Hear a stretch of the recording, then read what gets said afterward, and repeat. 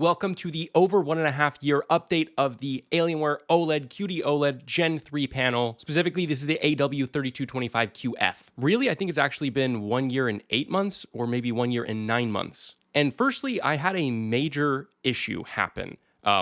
So there's actually stuff to talk about here. Throughout my time using this panel, it's been my daily driver. It's what I edit videos on. It's what I game on. It's what I do my taxes on or send my taxes to my CPA on. It's my everyday monitor. It's been my everyday monitor since then. It's never gone off my desk since then. But I also haven't been careful with it. I accidentally left this in HDR on max brightness on the desktop for over a week by accident. And that happened, 1 or 2 days, many times, probably over 15. I'm very not careful. And so I think that by chance, this is a really, really good test for the OLED. Now, after that week when I got back, I had left on a trip and I forgot to turn my PC off. It's fine, okay? But when I got back, the monitor had lines through it. And I was like, oh my God, this thing is ruined. That's it. The OLED is done. Multiple white lines through it, and I could see burn-in in some parts. I got this video on my phone. I wish that I had gotten a better video, but I think that this does show the lines pretty well. And so I was like, damn, okay, whatever. I guess that's it. But then I was like, well, you might as well do like a pixel refresh, a panel refresh, the OLED tear panel stuff, right? And remember, this had been on for so long at this point. That's a long time for an OLED. So I did the panel refresh and I open it up, and what do you know? It's all gone. It's literally all gone. And now I've done this pretty consistently throughout it, but putting a white screen on here, there's zero noticeable burn-in. Now I know people like Monitors Unboxed did an actual OLED burn-in test where they're trying to make it burn in. I wasn't trying to make mine burn in, but I was extremely uncareful, like extremely. And there's zero burn-in. There's zero burn-in. And those lines completely went away. They've never come back since then. Absolutely incredible. However, do I still stand by what I said back then of this being the best monitor in the world? Well, yeah, actually. I love this monitor as much as I loved it all the way back when. I think it's honestly the best value in a monitor because I genuinely think this is something that you could keep for 6 years and still be on the bleeding edge as much as you need. 4K, 240 hertz. I've had no eye strain. I've had no flickering. I've had no issue, just random glitches at all. The monitor turns off when you click the button and it turns back on at the same time every single time. I've had no overheating issues. I've had no ABL problems that have changed.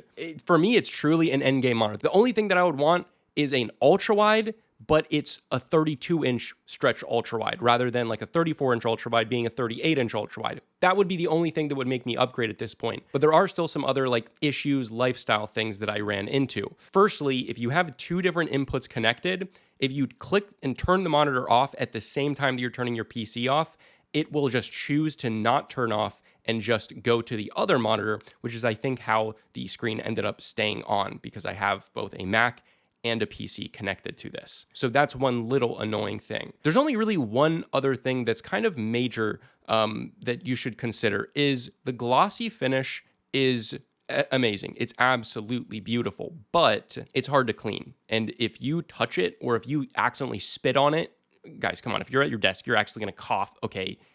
It gets dirty and it looks way dirtier than a matte finish. Like a matte finish, you have dust all over it. It doesn't really look that dirty because a matte finish already looks like it has dust all over it.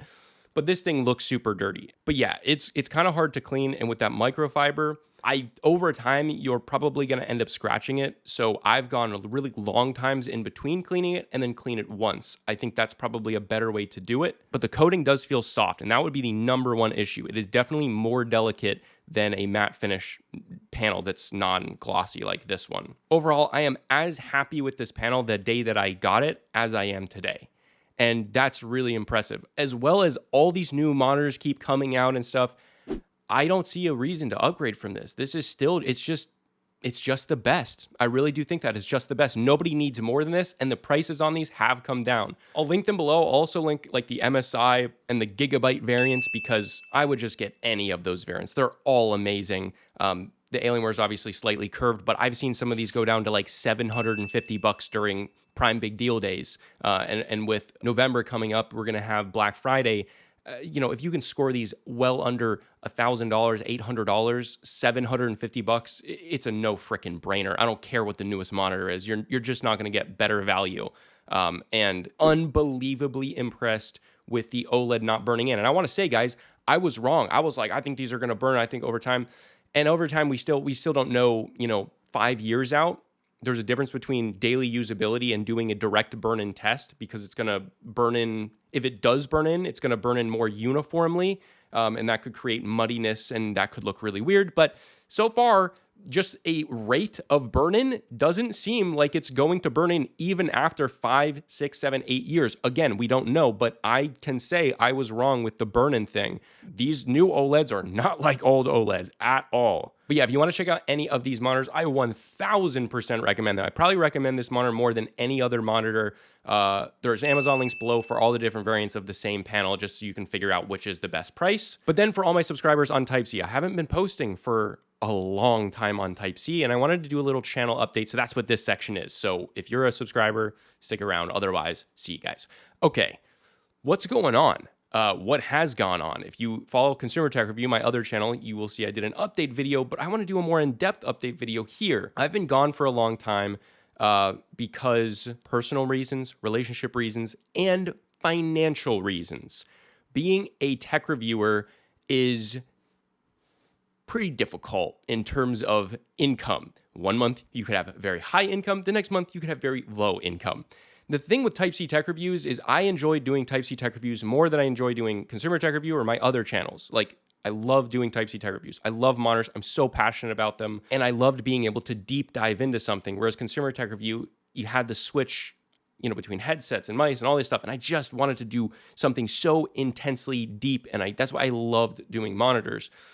But the problem with that is that the current landscape on YouTube really doesn't like people that go super in depth. There's monitors unboxed, hardware unboxed, and they do a great job, but they've been around forever. And they do kind of like, they're the ones who are going to get the views. They obviously have more ability to do in-depth testing. And where I thought Type-C Tech Reviews came in, because I'm obviously not trying to compete with that. I can't compete with that. Financially, I don't have the means to. But I was giving real world examples and comparing different monitors to each other to really give you guys or a consumer the best choice possible and the best value possible. And I think that my videos, I tried to do a really good job being easy to be like, this is not a good monitor to buy. This is the one I would recommend over this, and the reasons why. So really making the best video for someone that genuinely wants to buy these. The problem with that is that on YouTube, the platform has moved so much towards entertainment content that I financially, I can't make these reviews and make money. We've done 344 videos, and I'll just be entirely transparent with you guys. My videos are search-based. I make money through commissions because we make a review and then someone searches it, and then if they buy the product, then we get 1 or 2%. And so it's volume, because 1 or 2% is not that much money. So you have to do a lot. And if I buy one monitor, I'm losing money. We're red. We're literally negative. And so what we had to do is get brand contacts to send us them. And we still obviously honestly review them. It's not a sponsorship. It's just a mutually beneficial thing. They get a review. Hopefully it's not bad. And we get to review them and not have to spend the money on buying it. The problem is that this channel makes under $2,000 a month. And not that $2,000 a month isn't a lot, but if I buy 2 monitors, we're in the red. And it was taking so much time away from doing other channels that financially it just doesn't make sense. I love doing the budget stuff. That's my mojo. That's what I love doing. But unfortunately, those videos just don't get as many views, not even close to enough to support it. And I was working myself to the bone to be able to do this channel and the other channels. And so moving forward, I would love to do a lot of different videos and reviews on these awesome budget monitors. And I'm still going to do budget monitors. But unfortunately, the market is speaking. I can only do the biggest and best monitors. I can only do the biggest and best laptops. We're moving more into laptops because financially that makes more sense. We did one laptop video and it's our top video consistently. And it breaks my heart because I would love to have this to be my only channel. But unfortunately, it's just not possible. So we'll be doing big monitors. We won't be doing a bunch of small monitors. We'll be doing big TVs and we'll be doing laptops and things like that. But the posting won't be as consistent just because I gotta live, guys. And this channel just doesn't make enough money.